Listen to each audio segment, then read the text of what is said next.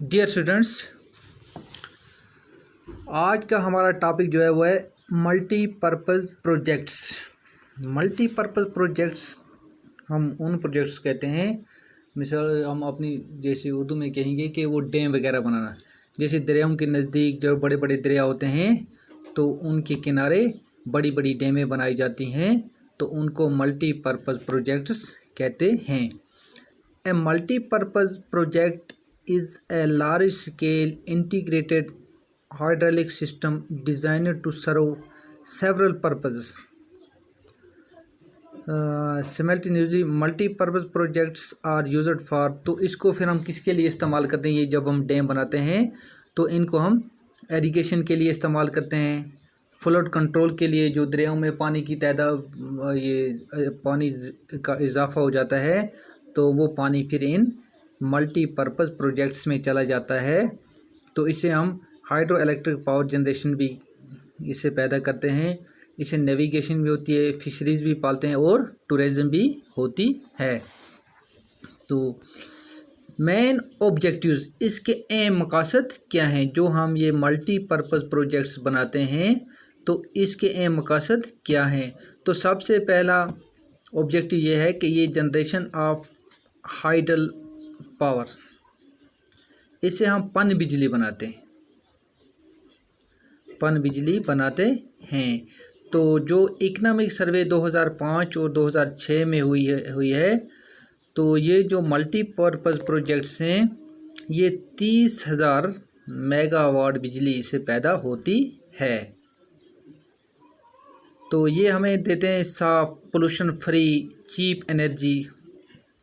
तो ये जो एनर्जी है ये बैकबोन बनती किसकी? इंडस्ट्री एंड एग्रीकल्चर की। तो सबसे पहला ऑब्जेक्टिव जो है इसका वो है जनरेशन ऑफ हाइडल पावर। तो दूसरा जो है इसका वो ये है कि फ्लड कंट्रोल होता है इससे। These projects control the flood because of their huge water storing capacity.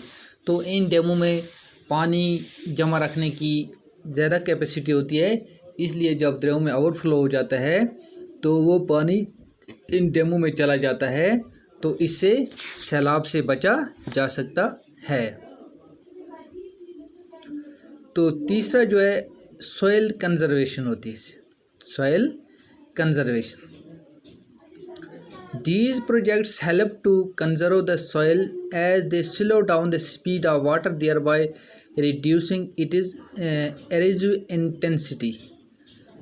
तो ये प्रोजेक्ट्स जो हैं इससे जो पानी की रफ्तार होती है वो कम होती है, तो फिर जो होते हैं सॉइल इरोजन वो भी कम होता है। तो चौथा जो इसका ऑब्जेक्टिव है वो है एरीगेशन। तो ये प्रोजेक्ट्स जो हैं ये मेन सोर्स ऑफ एरीगेशन हमारे मुल्क के हैं। तो जब ड्राई सीज़न हो जाता है, बारिश नहीं बरसती है, तो इन प्रोजेक्ट से हम अपने खेतों को एरीगेट करते हैं। Many canals have been dug and they irrigate dry area across the country. तो पांचवा जो है वो एफॉरेस्टेशन है। जो इसके डैमों के जो रिजर्वायर्स होते हैं इनके इर्द गिर्द पेड़ पौधे लगाए जाते हैं, तो इससे हेल्प होती है किसमें? Preserving wild life and natural ecosystem.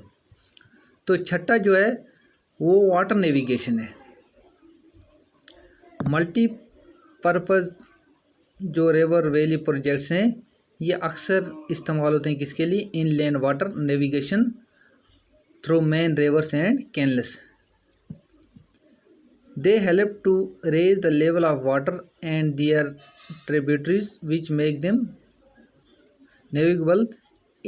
तो ये जो है ये चीपेस्ट मीन्स ऑफ ट्रांसपोर्ट है हैवी गुड्स का, एक जगह से दूसरी जगह ले जाते हैं। सातवां जो है वो फिशरीज़ है। सातवां ऑब्जेक्टिव जो है वो फिशरीज़ है। तो ये क्या करते हैं इसमें हम these provide ideal condition for breeding of fish. इसमें हम मछलियाँ भी पाल सकते हैं। Varieties of fish are allowed to grow. यहाँ बहुत सारे किस्म की ये मछलियाँ हम पैदा कर सकते हैं। तो ये जो है such well developed fish farmers can be the cheapest source of protein for our people. तो मछली से आपको पता है प्रोटीन ही मिलता है। तो आठवां जो है वो टूरिस्ट सेंटर है। जो ये मल्टीपर्पज़ प्रोजेक्ट होते हैं ये टूरिस्ट सेंटर भी बन जाते हैं। तो इनको देखने के लिए दूर दूर से सियाह आते हैं या अपने मुल्क के लोग भी वहाँ जाते हैं। तो इसके बाद हम करेंगे बात ड्रॉबैक्स ऑफ मल्टीपर्पज़। इनके अब नुकसानात क्या हैं, इनके नुकसानात क्या हैं? तो इनके नुकसानात ये हैं कि ये जो हम मल्टीपर्पज़ प्रोजेक्ट बनाते हैं इनको बनाने के लिए हाई कॉस्ट लगती है। तो जो इनिशियल कॉस्ट होती है बिल्डिंग डैम्स ये वेरी हाई होती है। इसके लिए ह्यूज कैपिटल लगता है। तो और इंजीनियरिंग स्किल्स की भी ज़रूरत है, मॉडर्न मशीनरी भी लगती है। तो जो ये गरीब ममालिक होते हैं उनमें इसकी अवेलेबिलिटी नहीं होती है। तो दूसरा ड्रॉबैक इसका ये है कि एडवर्स इम्पैक्ट ऑन एनवायरनमेंट। तो माहौल पे इसका बुरा असर पड़ता है। जब हम कोई भी मल्टीपर्पज़ प्रोजेक्ट बनाते हैं तो वहाँ की जो आबादी होती है, वहाँ की जो एग्रीकल्चर लैंड होती है, वहाँ के जो दरख्त होते हैं वो काटने पड़ते हैं, वहाँ आबादी को हटाना पड़ता है। वहाँ की एग्रीकल्चर लैंड जो है उसको डैम में कन्वर्ट करना पड़ता है। तो इससे क्या होता है, इससे ये होता है कि लॉस होता है एग्रीकल्चर को, एग्रीकल्चर लैंड को होता है, फॉरेस्ट लैंड को नुकसान होता है एंड लार्ज स्केल डिस्प्लेसमेंट भी होती है। तो वहाँ से लोगों को एक जगह से दूसरी जगह शिफ्ट भी करना पड़ता है। Adverse effect on the fertility of the soil. जो दरियाओं में सैलाब आता है तो सैलाब के साथ जो मिट्टी आती है सिल्ट, जो जिसमें रिच न्यूट्रेंट्स होते हैं, तो वो आगे नहीं बढ़ती है, वो उसी जगह रह जाती है, जमा हो जाती है। इससे एडवर्स इफेक्ट पड़ता है किस पर, फर्टिलिटी ऑफ सॉइल पर पड़ता है। Adverse impact on aquatic life पर भी इसका बुरा असर पड़ता है। जब हम ये डैम कंस्ट्रक्ट करते हैं, जो मछलियाँ होती हैं डाउन स्ट्रीम एरिया, तो उनको जो सफिशिएंट न्यूट्रेंट्स हैं वो सप्लाई नहीं होती है।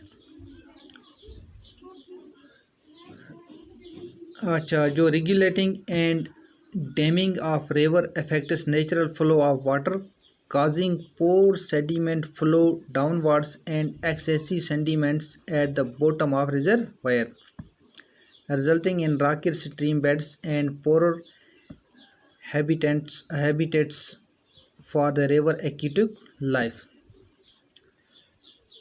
पांचवा जो है non availability of water throughout the year.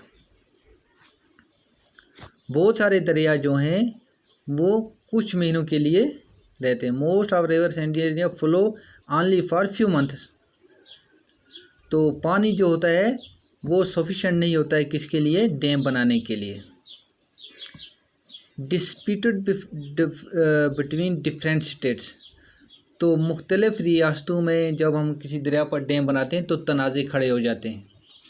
एक स्टेट बोलती है कि हमारी स्टेट का पानी जो है वो स्टेट ने रोक लिया। तो इस तरह से number of disputes, our sharing of water, height of dams and so on between various states। तो सातवां जो है डिस्प्लेसमेंट ऑफ लोकल कम्युनिटी। जो लोकल कम्युनिटी है उसको डिस्प्लेसमेंट करना पड़ता है। जब वहाँ डैम बनाए तो वहाँ चाहे आबादी है, चाहे एग्रीकल्चर लैंड है, चाहे फॉरेस्ट है, तो वो काटने पड़ते हैं। इसलिए वहाँ जो कम्युनिटी होती है, लोकल कम्युनिटी, उसको डिस्प्लेसमेंट करना पड़ता है। तो वो लोग क्या करते हैं, the local people often had to give up their land. वो अपनी ज़मीनें छोड़ देते हैं, अपना रोज़गार छोड़ देते हैं, फिर किसके लिए, for the greater good of the nation, कौम के लिए, change in the cropping pattern, तो इस जो क्रॉपिंग पैटर्न है उसमें भी तब्दीली आती है। तो ये मल्टीपर्पज़ प्रोजेक्ट्स जो हैं रिस्पॉन्सिबल हैं किसके लिए, responsible for providing assurance means of irrigation to farmers. तो बहुत सारे किसान जो हैं वो क्या कर देते हैं, वो क्रॉपिंग पैटर्न चेंज कर देते हैं। Shifting water to intensive and commercial crops which lead to salinization of soil specially in semi arid and arid regions of the country.